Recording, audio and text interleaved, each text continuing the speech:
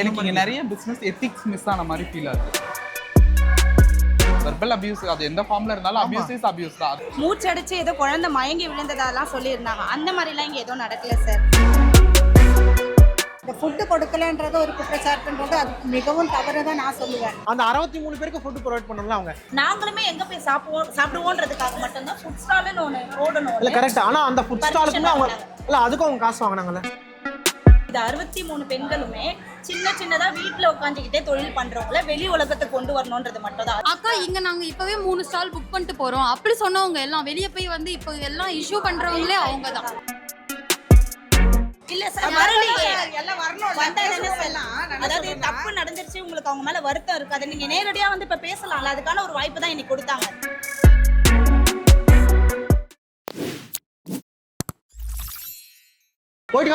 வணக்கம், நான் டார்வின்.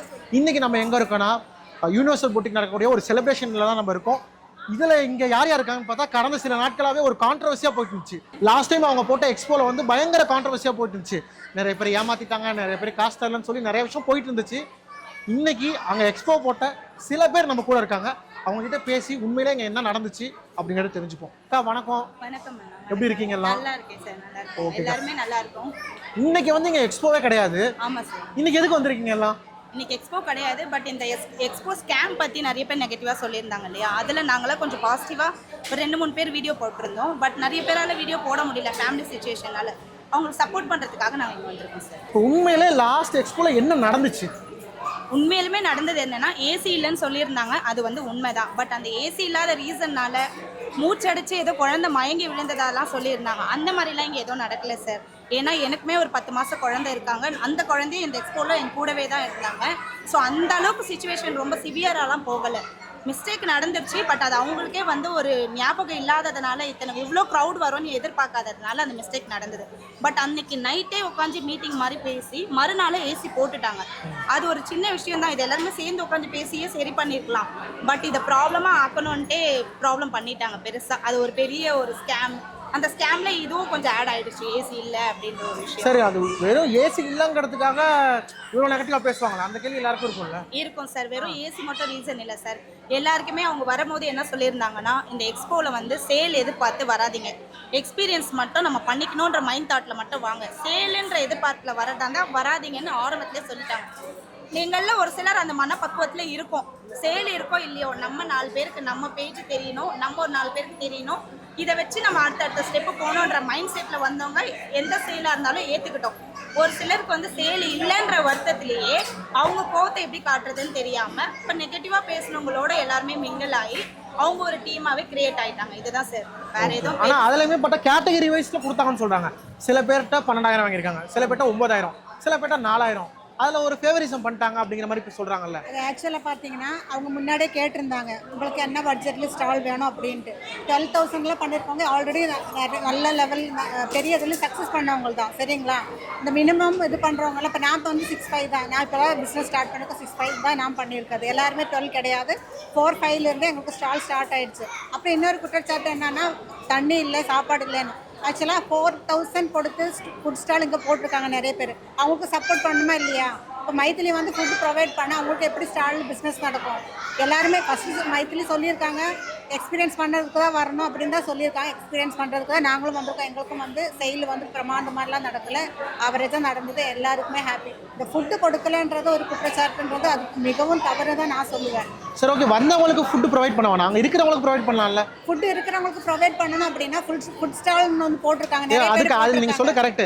பீப்புளுக்கு ஃபுட்டு ப்ரொவைட் பண்ண சொல்லி வேண்டாம். இப்போ நீங்கள் போட்டிங்களே ஒரு 63 பேர், அந்த 63 பேருக்கு ஃபுட்டு ப்ரொவைட் பண்ணல அவங்க. ஏன்னா அவங்களும் சொல்லிட்டாங்க சேல்ஸ் பார்க்கக்கூடாதுன்னு சொல்லிட்டாங்க, எக்ஸ்பீரியன்ஸ் சொல்கிறாங்க. ஸோ இது ஒரு லேர்னிங் மாதிரி தான். இப்போ அந்த டைத்தில் ஃபுட்லாம் ஏசி ப்ரொவைட் பண்ணல முதல் நாள், அடுத்த நாள் தான் அதை அரேஞ்ச் பண்ணாங்க சொல்றீங்க. ஏசின்றது எங்களுக்கு அந்த இதுவே தெரியல. இப்போ நீங்கள் பார்க்குறீங்களே எந்த அளவுக்கு இங்கே வந்து வென்டிலேஷன் இருக்குன்னு. அப்போ ஸ்டால் என்னன்னா தனித்தனி ஸ்டால் பெருசு. அப்போ வந்து ஃபுட்டு வந்து வரவங்களுக்கு வேண்டாம், கஸ்டமர்ஸ்க்கு வேண்டாம், உங்களுக்கு கொடுத்துருக்கோம்ல ஃபுட்டு. அது வந்து ஒரு முக்கியமான விஷயமா தானே இருக்கு. சார் ஆக்சுவலாக இந்த மண்டபம்ல வந்து ஃபுட் வந்து அலோடே பண்ணல. இந்த 63 பேருக்காக தான் ஃபுட் கவுண்டர் ஒன்னே வந்து அரேஞ்ச் பண்ணாங்க. இல்லக்கா இப்போ ஃபுட் அலோவ் பண்ண சொல்றீங்க. ஆமா சார். இப்போ சில மண்டபத்துல ஃபுட் வெளில ஒரு ஹோட்டல்ல வச்சு டோக்கன் கொடுப்பாங்க, அந்த சிஸ்டம் இருக்கு. இத வாங்கிட்டு வந்து கொடுக்கலாம். கேஸ் அலோவ் பண்ணல சார். கேஸ் அலோட் இல்லன்னுட்டாங்க. எலக்ட்ரிக் தான் வச்சு யூஸ் பண்ணிட்டாங்க. ஃபுட் வந்து அலோடே பண்ணல. பட் இங்க இருக்க 63 பேருக்கும் ஃபேமிலியும் வருவாங்க. அவங்க எல்லாரும் வெளியே எங்க போய் சாப்பிடுவாங்க? வந்த பீப்புள் அது ஒரு பக்கம். நாங்களுமே எங்க போய் சாப்பிடுவோன்றதுக்காக மட்டும் தான் ஃபுட் ஸ்டால்னு ஒன்னு ஓடணும். இல்ல கரெக்ட். ஆனா அந்த ஃபுட் ஸ்டாலுக்குமே அவங்க இல்ல அதுக்கும் அவங்க காசு வாங்குனாங்கல்ல ஸ்டால் போட்டவங்களுக்கு. ஆமா சார். அவங்க காசு அப்ப அதையுமே பிசினஸ் பண்ணாங்கன்னு சொல்லி அது ஒரு நெகட்டிவ் பாயிண்டா நான் பாக்குறேன். சார் இப்போ நாங்க எல்லாம் வந்து ஜுவல்லரி ஐட்டம் சாரி அப்படின்னு பண்றோம். இப்போ ஃபுட்ன்றவங்க ஃபுட் ஐட்டம் சேல் பண்றவங்க வேற எப்படி சார் எந்த எக்ஸ்பீரியன்ஸ் சேல் பண்ணுவாங்க? இந்த மாதிரி இடத்துல சான்ஸ் கொடுத்தா தானே சார். ஆனா இது வந்து சாரிக்கான எக்ஸ்போ தானே?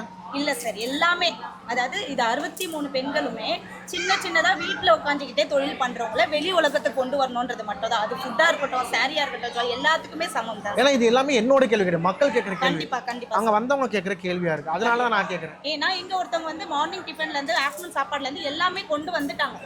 சோ அது வந்து அந்த ஃபுட் ஸ்டால் போட்டவங்க இவங்க தான். ஆக்சுவலாக ஃபுட் ஸ்டால் போட்டிருக்கேன். எல்லாரும் வந்து அவங்களும் எடுத்துகிட்டு வந்தாங்க. அதுக்கப்புறம் நான் எல்லாருக்கும் தேடி டீ காஃபி அதாவது ஸ்நாக்ஸு சாப்பாடெல்லாம் நான் கொடுத்துருந்தேன் எல்லாருக்கும். அவங்க நீங்கள் மைத்ரி மேம் பண்ணலைன்னு சொல்கிறீங்க கரெக்டு, பட் எல்லாருக்கும் அவங்க பிஸியாக இருந்ததுனால கொஞ்சம் இஷ்யூஸ் இருந்ததுனால நான் எல்லாருக்குமே போய் கொடுத்துருந்தேன். ஸோ இங்கே பார்க்குறவங்களுக்கு தெரியும், ஸ்டால் போட்டிருந்தாங்களே பேலன்ஸ் அவங்களுக்கு தெரியும் நான் என்னென்ன பண்ணியிருக்கேன்னு சொல்லி. உங்களுக்கான லாபம் வந்துச்சு? உங்களுக்கு எனக்கு நஷ்டம்லாம் இல்லை, பாசிட்டிவ் தான் நடந்தது. நான் எல்லாமே நல்லபடியாக தான். இன்னும் பேட் கமெண்ட்ஸ் எதுவுமே கிடையாது என்னோட சைடில் எதுவுமே. எங்களோட தேவைக்கு கோசம் தான் வந்தோமே. அவங்க எப்படி ஃபுட்டு எங்களுக்கு கொடுப்பாங்க சொல்லுங்க பார்க்கலாம்.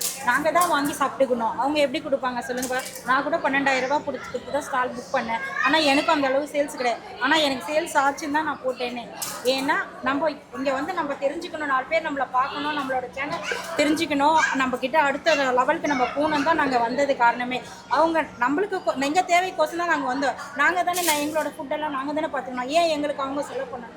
ஆனா இப்ப நீங்க சொல்றீங்க மத்தவங்க சரி, நீங்க இருக்க எல்லாருமே சொல்றீங்க, அந்த 63 பேர்ல எல்லாரும் அதை சொல்றாங்களா? அதுதான் சார் எங்களுக்கு இருக்கிற அந்த பக்குவம் அவங்களுக்கு இல்லைன்னு தான் நம்ம சொல்ல வரோம். அதாவது ஒருத்தவங்க நம்மளுக்கு வாய்ப்பு கொடுக்குறாங்க, அவங்க கிட்டயே நம்ம எல்லா எதிர்பார்த்து கொண்டு போய் வைக்கக்கூடாது இல்லையா? இப்போ வீட்லயே நம்ம வந்து ஒரு இடத்துக்கு மேரேஜ் ஆகி போகிறோம். அந்த மேரேஜ் ஆகி போயிட்டு வீட்டில் ஹஸ்பண்ட் வந்து சம்பாரிச்சு கையில் தான் எடுத்துகிட்டு வந்து கொடுக்க முடியும். நம்ம தான் அது சாப்பாடு செய்யறதுலேருந்து வீட்டுக்கு தேவை நம்ம தான் பார்க்க முடியும் இல்லையா? அவங்களே எல்லாமே செஞ்சு கொடுத்துட்டு எப்படி சார் ஒரு ஆஃபீஸ்க்கு போக முடியும்? அந்த மாதிரி தான். அந்த மாதிரி தான் நீங்க எல்லாம் நினைக்கிறீங்க. வாய்ப்பு கொடுத்துட்டாங்க, நம்ம தான் எல்லாத்தையும் நம்மளுக்கு தேவையானதை கொண்டு வரணும்னு சொல்ல வரேன். இன்னொன்று வந்து எல்லாருமே இங்கே இருக்கும்போது நல்லா தான் பேசினாங்க. அது எப்படி ஞாயிற்றுக்கிழமைக்கு மேலே அப்படி போச்சுன்னே தெரியல.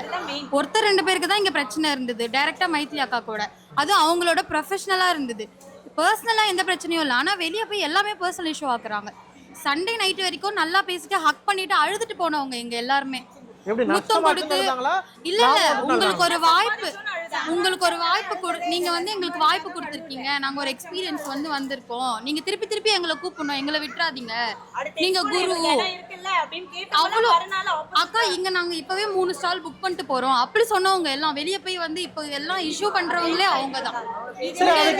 சரி இப்ப திடீர்னு மாறுச்சுல, அதுக்கு என்ன காரணம் நினைக்கிறீங்க?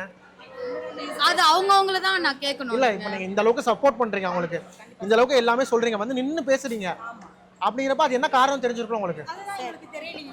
அப்படின்னு பார்த்தா நெகட்டிவ் கமெண்ட் போட்டுருங்க வந்து இன்னைக்கு பேசியிருக்கலாம்ல, பேசலாம்ல. இவ்வளோ அவங்களுக்கு குற்றச்சாட்டு இருக்கும்போது அவங்க டைரக்டா வந்து அவங்களுக்கு அவங்க 1 to 1 பேசுறதுக்கு ரெடியா இருக்காங்க, வரதா சொல்லியிருந்தாங்க.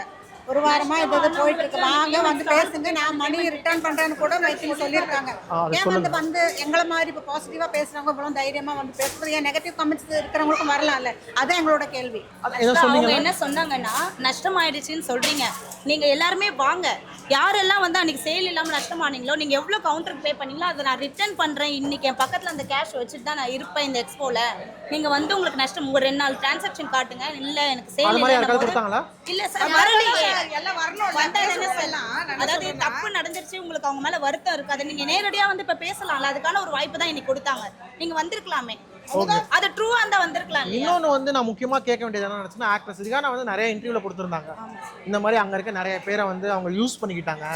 நான் ஆக்சுவலா அவங்களும் வந்து பாராட்டிட்டு போனாங்க, நானும் எல்லாருமே பார்த்தாங்க. ஆனா அதுக்கப்புறம் வந்து அவங்க நெகட்டிவா நிறைய விஷயம் சொன்னாங்க, எனக்கு அப்புறம் தான் தெரிஞ்சிச்சுன்னு சொல்லி சொன்னாங்க. அது எதனால நினைக்கிறீங்க? அது குரூப்ல பண்ண சில பேர் பண்ண வேலை அண்ணா. அது எப்படின்னா இங்க நல்லா பேசிக்கிறாங்க, ஆக்சுவலி அந்த குரூப்பில் வந்து அக்கா வந்து எல்லாம் முடிஞ்சதுக்கப்புறம் ஒரு வாய்ஸ் நோட் போட்டிருந்தாங்க. அதில் என்ன பண்ணாங்கன்னா, நான் வந்து எனக்கும் இது ஃபர்ஸ்ட் எக்ஸ்பீரியன்ஸ், எப்படிலாம் இருக்கும்னு எனக்கும் தெரியாது. இப்போ நான் வந்து சாதாரணமாக ஒரு செலிப்ரிட்டியை போய் கூப்பிட்டேன்னா நார்மலான விஷயம், கண்டிப்பாக வந்து அவங்க வந்து பே பண்ண வந்து சொல்லுவாங்க. அப்போ அக்கா என்ன சொன்னாங்கன்னா 1 lakh கிட்ட கேட்பாங்க அப்படின்னாங்க. அதை என்ன பண்ணிட்டாங்க, அவங்க கேட்டு ரிஹானாக்கு கொடுத்ததா வந்து ஆக்கிட்டாங்க. அதுதான் வந்து இஷ்யூ ஆச்சு. ஓ, அப்ப அவங்களும் காசு வாங்கல, இல்ல சார், இவங்களும் கூட கொடுக்கறதா இவங்களும் சொல்லல. என்ன சொன்னாங்கன்னா, செலிபிரிட்டி யாருமே சும்மா வர மாட்டாங்கம்மா, நான் கூப்பிடுறதுன்னா அவங்களுக்கு பேமெண்ட் கொடுக்கணும் அப்படின்னு தான் சொன்னாங்களே தவிர, அவங்க எல்லாருக்கும் நான் பைசா கொடுத்துருக்கேன் அதுக்கெல்லாம் தான் உங்ககிட்ட கலெக்ஷன் பண்ணல, யாருக்கிட்டயுமே அவங்க சொல்லல. அவங்கவுங்க விருப்பப்பட்டு எல்லாருமே அவங்கள விருப்பப்பட்டு பண்ணிட்டு தான் உமனுக்கு சப்போர்ட் பண்ணதான் அவங்களுமே வந்தாங்க. சரி, அப்ப ஏன் திடீர்னு மாறினாங்க? ஏன்னா அவங்க சொன்னாங்க நிறைய பேர் கவுண்ட்ல அழுதுட்டுலாம் இருந்தாங்க அப்படின்னு சொல்லியிருந்தாங்க. எல்லாமே நடக்கல சார். ஏசி பிரச்சனை சொல்றாங்கல்லனா, எங்களுக்கு சாட்டர்டே வரைக்கும் ஏசி ஓடாததே தெரியல. ஏன்னா சேல்ஸ் அப்படி இருந்துச்சு, அவ்வளோ கூட்டம் இருந்துச்சு, பிஸியா இருந்தோம். அப்புறமா அவங்க அந்த இஷ்யூ நடந்ததுக்கு அப்புறம் தான் ஏசி இல்ல, இது ஒரு ப்ராப்ளம் ஆயிருக்கு அப்படின்னே தெரியும். ஏன்னா அந்த அளவுக்கு சேல்ஸ் வந்து சரியான இது மாதிரி உங்களை பத்தி பேசணும்னு நினைக்கிறீங்க? ஏன்னா அவங்களுமே பார்த்தா இந்த மாதிரி பொட்டிக்கு வச்சிருக்க நிறைய பேர் சப்போர்ட் பண்ணுவாங்க, அதை கலெக்ட் பண்ணி வீடியோஸ் போடுவாங்க. அவங்களுக்குமே வந்து தெரியல சார், 63 பாதிக்கப்பட்டிருக்காங்க, 63 பேர் என்னவோ. அவங்க வந்து என்னோட தாட் என்னன்னா, என் சைடுல ஒண்ணு, அந்த 63 பேரையும் மேம் ஒரு வார்த்தை கேட்டிருக்கலாம். எல்லாருக்கும் பர்சனலா ஒரு வந்து அவங்க சில பேர் அவங்க கிட்ட வந்து சொன்னதா சொன்னாங்க. ஏன்னா இப்ப சில பேர் அவங்க வித்துட்டு இருக்காங்க, அப்ப இவங்க வந்து இந்த புடவை 400 ரூபாய் தானே எல்லாம் கூட்டம் அங்க போயிடுது. இல்ல சார், ஆக்சுவலா பாத்தீங்கன்னா மைத்திலிக்கு சேல்ஸே கிடையாது, இங்க வந்தவங்களுக்கும் தெரியும், ஸ்டால் போட்டவங்களுக்கும் தெரியும். அதே மாதிரி அன்னைக்கு ஈவினிங் சொன்னது ஆஃபர் சொன்னது வந்து எல்லா கவுண்டர்லயும் என்ன எல்லாருக்குமே ஆஃபர் போட்டாங்க, கொடுங்க எடுத்துட்டு வாங்க, எல்லா பொருளும் சேர்த்து ஆஃபர் போடுவாங்க. சேல் இல்லாத எல்லாருமே வாங்க, சேல் இல்லாத எல்லாருமே வாங்க ஆஃபர் போட்டு. நானுமே ஜுவல்லரி ஐட்டம்ல கொண்டு போய் ஆஃபர் போட்டேன், இவங்க கொரியன் ஐட்டம்லாம் சேல் பண்ணாங்க, இவங்களுமே கொண்டு போய் ஆஃபர் பண்ணாங்க, எல்லாருக்குமே போட்டாங்க. அவங்க கவுண்டருக்கு மட்டும் போட. ரிகானா அவங்கள பத்தி இன்னொரு விஷயம், எல்லாத்தையும் வந்து லைக் ஃப்ரீயா சாம்பிள் மாதிரி கலெக்ட் பண்ணிட்டு போனாங்க, ப்ரமோஷன் பண்ற சொல்லுங்க. இல்ல சார், ஆக்சுவலா வந்தனா அவங்க மேடம் வர்றத நாங்க யாருமே எதிர்பார்க்கல, அவங்க எல்லாம் வருவாங்கன்னு எங்களுக்கு தெரியாது. வரும்போது அவங்கவுங்க விருப்பப்பட்டு தான் அவங்க பேஜை டெவலப்மெண்ட் பண்ணிக்கிறதுக்காக, இப்ப நானுமே எனக்கு வந்து மேம் மூலியமா போனா அவங்க ஒரு இன்னொரு நிறைய பேருக்கு நம்ம ரீச் ஆகலான்றதுக்காக விருப்பப்பட்டு கொடுத்தது. நீங்களும் கொடுத்தீங்க? ஆமா, இங்க இருக்க எல்லாருமே கொடுத்தீங்க. நான் கொடுக்கலங்க. நான் கொடுத்துருக்கேன்னா டாப்பு என்னோட பேஜ் டெவலப் ஆகணும்னு சொல்லிட்டு மேம்க்கு நானா விருப்பப்படுதா, அவங்க மேலேயும் தப்பு கிடையாது, அவங்க மேலே தப்பு கிடையாது. ஏன்னா அதை ஒரு குற்றச்சாட்டா சில பேர் சொல்றாங்க. அதே மாதிரி இந்த சாப்பாடு போடணுங்கிற விஷயம் இருக்குல்ல, அது எந்த ஆர்கனைஸுமே, நானும் நிறைய ஸ்டால் அட்டென்ட் பண்ணியிருக்கேன், எங்கேயுமே தண்ணி சாப்பாடுலாம் கொடுக்கணும்னு அவசியமே இல்லை, எந்த ரூல்ஸுமே இல்லை. நான் ஆர்கனைஸ் பண்றவங்களுக்கு சொல்றேன், ஏன்னா ஆர்கனைஸ் பண்றவங்களுக்கு தான், எங்களுக்கு தான் ஸ்டால் போடுறவங்க. இப்போ வந்து அவங்க வந்து ஒரு ஃப்ரெண்ட்ஷிப் ரீதியாக தான் பண்றாங்க, ஒரு அக்கான்னு சொல்லி தான் பேசுறாங்க, கட்டி பிடிச்சி முட்டை கொடுக்குறாங்க. அப்படி இருக்கிறப்போ நம்ம பண்பாடுங்க அது கேள்வி கேட்கலாம்ல, கரெக்டா இல்லையா? இல்ல இப்ப நான் சொல்றேன், அவங்க வந்து இப்ப நீங்க ரேட்டை குறைக்கிறதுக்கு வந்தீங்கன்னா கட்டி பிடிச்சி முத்தம் கொடுத்து கொடுக்குறாங்க, புரியுது அவங்களுக்கு? அந்த அளவு ஒரு அஃபெக்ஷனா தான் இருக்காங்க. நீங்களும் அதனால தான் அவங்ககிட்ட ஸ்டால் போறீங்க. அப்ப இருக்கப்ப ஸ்டாலுக்குன்னு தனியா அது ஒரு பிசினஸா பண்ணாம சாப்பாடா போட்டுருக்காங்க, சில பேர் கேள்வி கேட்கறாங்க. அது நியாயமான கேள்வியா எனக்கு தோணுச்சு. அது கரெக்ட் தான், நீங்க கேக்குறது பண்ணிருக்கலாம். அவங்க பண்ணா இப்ப ஃபுட் கவுண்டர்னு ஒண்ணு போட்டிருக்காங்களே, அவங்களுக்கு எப்படி சேல்ஸ் நடக்கும்? அது அவங்களுக்கு தானே பாதிப்பு. இல்ல சில பேர் கேக்குறாங்க அந்த கேள்வி, அதனால கேக்குறேன். இப்ப நானே பாதிப்படுவீங்களா? ஓகே, எனக்கு அதே மாதிரி இன்னொரு முக்கியமான ஒரு கேள்வி இருக்கு. இவங்க கஸ்டமர் ஹேண்டிலிங் வந்து சரி கிடையாது. எப்படி சொல்லணும்னா, இப்போ சோஷியல் மீடியான்னு வந்துட்டா இப்போ நீங்கள் எல்லாமே பெண்கள் தான், நானும் மீடியாவில் இருக்கிற பையன் தான், எனக்கே அவ்வளோ நெகட்டிவ் வரும், கமெண்ட்லாம் மோசமாக வரும், உங்கள் எல்லாருக்குமே வரும். ஆனால் நம்ம ரியாக்ட் பண்ண மாட்டோம். இவங்க ஒவ்வொரு இதுக்குமே போயிட்டு, உதாரணத்துக்கு ஒரு இது சொன்னால், இதை நானே பார்த்தது, அவங்க வந்து சாரியை வந்து ஃப்ரீன்னு தூக்கி போடுறாங்க. அப்போ ஒருத்தவங்க வந்து கமெண்ட் போடுறாங்க, இது மாதிரி ஏங்கா அப்படி தூக்கி போடுறீங்க, நான் எங்களுக்கு கொடுக்க போகிற பொருள் எதுக்கு இப்படி தூக்கி, இஷ்டம்னா வாங்க இல்லை கிளம்பு அப்படின்னு கமெண்ட் போடுறாங்க. அப்புறம் சில வார்த்தைகளை திட்டுறாங்க. அதெல்லாம் பார்க்குறப்ப என்ன யோசிப்பாங்க சொல்லுங்கள், நீங்க பதில் சொல்லுங்க சார். அது அவங்க இயல்பா பண்றது வந்துட்டு நம்ம வந்து கஸ்டமர் கிட்ட அந்த இயல்பை கொண்டு போக கூடாது தான். இல்ல இப்ப ஒரு வந்து உமன் ஆண்டர்பிரனர் வரப்ப சில விஷயங்கள்லாம் இருக்க கூடாது. கண்டிப்பா அவங்க கஸ்டமர்ட்ட பேசுற விதம்னு ஒன்று இருக்குல்ல, அதுக்கும் நிறைய கமெண்ட்ல வந்து ஃபர்ஸ்ட் வந்து அவங்க ட்ரிகர் ஆகி கொஞ்சம் எல்லார்கிட்டயுமே கோவமா பேசினாங்க தான். பட் அதுக்கப்புறம் எல்லா கமெண்ட்லயுமே என்னோட மிஸ்டேக்கை நான் சேஞ்ச் பண்ணிக்கிறேன்னு மென்ஷன் பண்ணியிருக்காங்க. அந்த டைம்ல எப்படி யார்கிட்ட எப்படி ரியாக்ட் பண்றது, அவங்க மேல இவ்வளோ நல்லது பண்ணி நம்மளுக்கு இவ்வளோ பழி வந்துருச்சேன்ற ஒரு கோவம் தான் இந்த அளவுக்கு அவங்கள வந்து ட்ரிகர் பண்ணி. இல்ல இது நான் சொல்றது வந்து அவங்க சேல்ஸ் பண்றப்பே சொல்றேன், நார்மலா எக்ஸ்போக்கு முன்னால சேல்ஸ் பண்ணும்போது கமெண்ட்ஸ்ல வந்து அவங்க கமெண்ட்லயே திட்டுவாங்களாம், கிளம்ப இல்லைன்னா போ, லைக் எம் வேர்டு சொல்லி பேசுவாங்க. இன்னொன்று நான் இங்கே என்ன ஆச்சுன்னா, எல்லாருமே வந்து ஒரு குட்டி விஷயத்துக்குலாம் அக்கான்னு போனால் அவங்க கொஞ்சம் வந்து இரிட்டேட் ஆயிட்டாங்க. உண்மையான விஷயம் அதுதான். ஒருத்தரும் போயிட்டு ஏதாவது ஒன்றுனா பொறுமையாக கிடையாது, போய் எல்லாம் அவங்க மேலேயே விழுந்துட்டு இருந்தா அவங்களுக்கு எப்படி இருக்கும்? இன்னொன்று வந்து கஸ்டமர்கிட்டயும் அவங்க அதனால தான் கோவப்பட்டாங்க. ஏன்னா அவங்க ஆரம்பத்திலே பேசின வார்த்தை அந்த மாதிரி ஆயிடுச்சு. கஸ்டமருமே கோவம் இருந்தாலும் கஸ்டமர் கிட்ட கோவத்தை காட்டக்கூடாது. அது தப்பு தான். அது நாங்க இல்ல சொல்ல மாட்டோம். ஆமா, ஏன்னா இப்ப நம்மளே ஒரு கடைக்கு எப்படி போவோம்? சிரிச்சு பேசுறவங்க கிட்ட தான் போவோம். விலை அதிகமா இருந்தா அது எந்த கோவம் இருந்தாலும் நம்ம வீட்லயே எந்த கோவம் இருந்தாலும் வெளிய இருந்து வரவங்க கிட்ட நம்ம பண்பாடு வாங்க உட்காருங்க தண்ணி சாப்பிடுங்க அப்படிதான் சொல்லணும். அந்த மாதிரி நம்ம கஸ்டமர் கிட்ட வரும்போது அந்த மாதிரி நம்ம பண்ணக்கூடாது. அது சோஷியல் மீடியால வரப்ப தப்பா கூட அவங்க கமெண்ட் பண்ணல. நான் பார்த்த கமெண்ட் சொல்றேன், ஏங்க அப்படி தூக்கி போடுறீங்க, நாங்கள் வாங்குற பொருள் இல்லை அப்படின்னு கேட்குறது. இஷ்டம்னா வாங்க, நான் அப்படி தான் போடுறோம், இஷ்டம் வாங்கலாம் கிளம்பு அப்படின்னு கமெண்ட் போடுறாங்க. இப்போ அதை பார்க்குறப்ப என்ன தோணும் நமக்கு? ஓ, இவங்க திமிரா தான் இருப்பாங்க போல, நம்ம ஏன் அங்கே போகணும்? அது உங்களுக்கும் சேர்ந்து நஷ்டமாகும் இல்லையா? நீங்களும் அங்கே ஸ்டால் போறீங்கல்ல, அப்போ நீங்கள் அதை அவங்கள்ட்ட சொல்லணும்ல. பட் அது எங்களுக்குமே இது ஃபர்ஸ்ட் டைம் தானப்பா. இனிமே உங்களுக்கு நாங்கள் எடுத்து சொல்லுவோம் என்னன்னா, பாப்பா முடிஞ்ச அளவுக்கு உங்கள் கஸ்டமர்கிட்ட உங்கள் கோவத்தை காட்டாதீங்க, நம்ம கஸ்டமர் தான் நமக்கு முக்கியம், சரிங்களா? அதை கண்டிப்பாக நாங்கள் எடுத்து எல்லாருமே சொல்லுவோம். ஏன்னா எங்களுக்குமே எல்லாருக்குமே இது ஃபர்ஸ்ட் டைம். நான் வந்து 18 வருஷமா ஃபுட் ஸ்டால் வச்சிருக்கேன்ப்பா.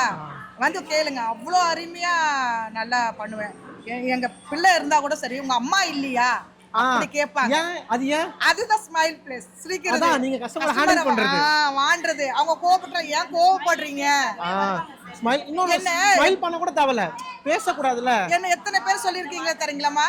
நீங்க மகாலட்சுமி மாதிரி இருக்கீங்க, உங்களை சிரிப்புக்காகவோ உங்களுடைய நல்ல ஒரு இதுக்காகவோ நாங்க தேடி வரோம். எத்தனையோ கடைகள் இருக்கு, நாங்க தேடி வரோம். 18 வருஷமா இருக்கு. இன்னுமே எனக்கு ரெகுலர் கஸ்டமர் இருக்காங்க, புது கஸ்டமர் வராங்க. கொஞ்சம் கோவப்படக்கூடாதுதான் நான் மைதிலிக்கு எடுத்து சொல்றேன். ஓகே, நீங்க மைதிலி உங்களுக்கு சொல்றதா இருந்தா என்னென்ன விஷயம் அட்வைஸா கொடுக்கணும்னு நினைக்கிறீங்க?